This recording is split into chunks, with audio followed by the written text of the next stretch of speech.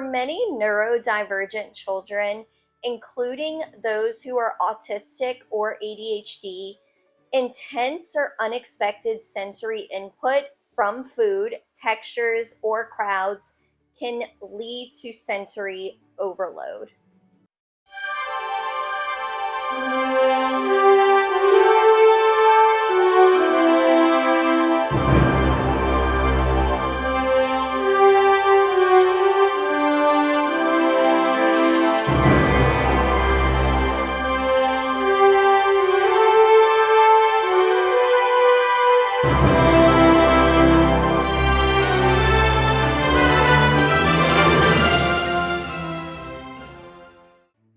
We'll break this video down into two parts. First, taste, and then touch. Let's begin with taste.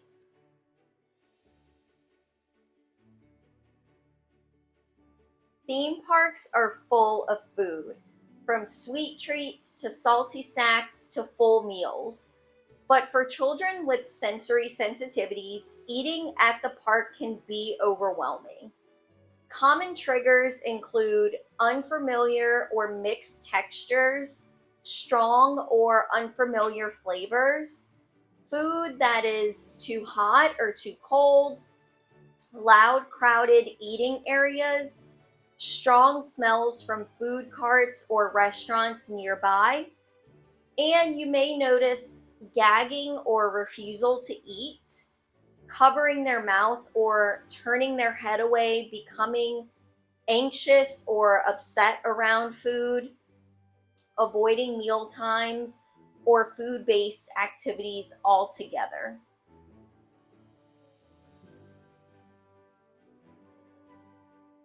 Children with sensory processing differences often experience taste more intensely.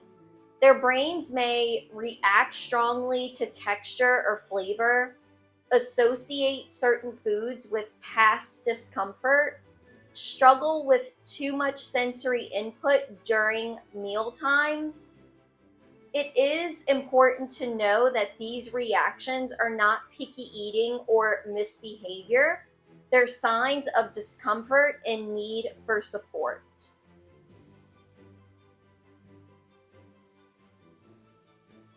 Bring preferred foods from home, something familiar and safe.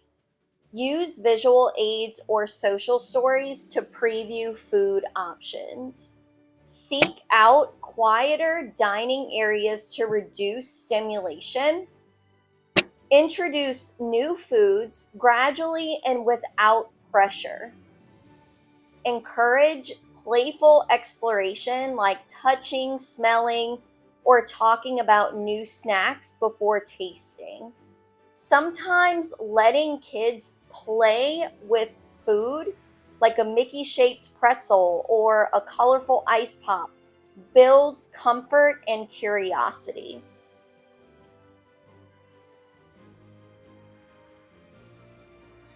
These tools can offer calming oral input throughout the day. Drinking through a straw, blowing bubbles, humming or whistling, eating crunchy snacks like pretzels, apples, or crackers, using chewy tubes or safe chewing items. These strategies help regulate oral sensory needs, especially during transition or long lines.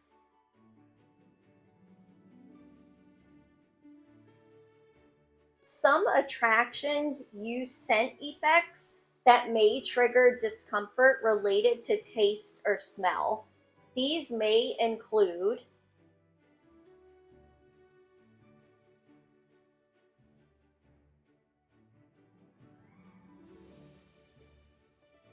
these attractions typically don't involve strong food-related smells or oral sensory input.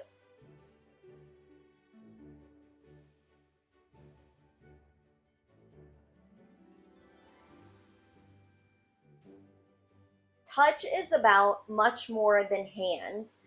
It includes clothing, temperature, pressure, and textures.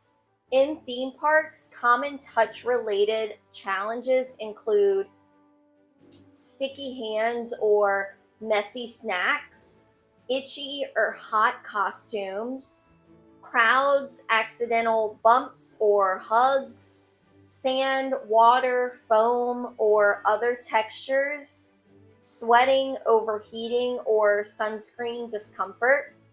And you may also notice pulling at clothing, avoiding touch or becoming upset when touched, meltdowns after messy or wet experiences, overreacting to temperature changes, or being bumped in a crowd.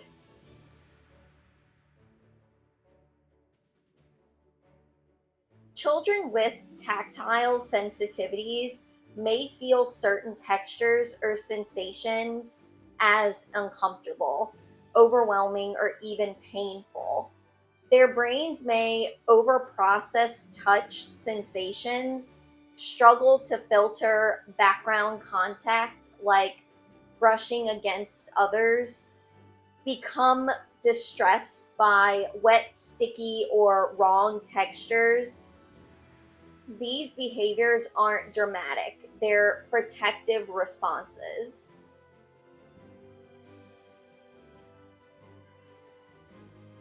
Let your child wear comfortable, familiar clothes.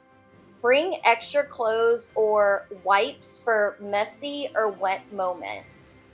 Avoid costumes or accessories that may feel itchy or restrictive. Use cooling towels, fans, or shaded areas to manage temperature. Offer fidget toys or small textured objects for grounding.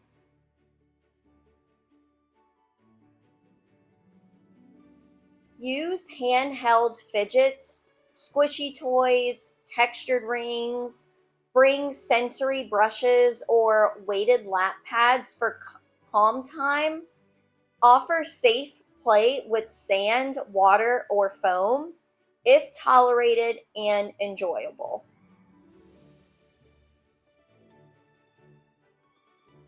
Some attractions may be uncomfortable due to moisture, heat, or crowding. Consider avoiding these attractions.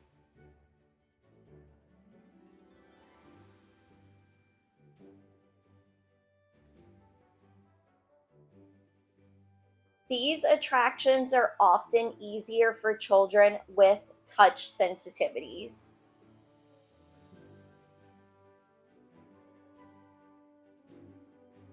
Thank you for joining us throughout this sensory education video series. Whether you're a parent, caregiver, educator, or advocate, your time, care, and willingness to learn means everything. We've explored the major senses: sight, sound, smell, taste, and touch, and how they affect children with sensory processing differences in busy, stimulating places like theme parks. You've learned how to spot signs of sensory overload, how to plan ahead, and how to offer support in the moment with real evidence based strategies. And most importantly, you've learned that sensory needs are not just barriers to fun, they're just part of how a child experiences the world, and they deserve to enjoy it at their own pace. Here are a few reminders I hope you take with you. Behavior is communication, especially in sensory rich environments. Preparation and flexibility make a huge difference. Small tools and simple changes can help prevent big meltdowns. Every child is different, and so is every sensory profile.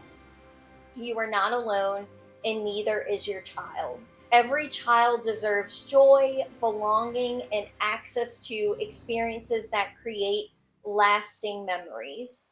With the right support, your child can thrive, even in the loudest, brightest, and busiest of places. So, whether your next destination is a theme park or a festival or just a busy grocery store, take what you've learned here and move forward with confidence, compassion, and care. Thank you for being a part of this journey.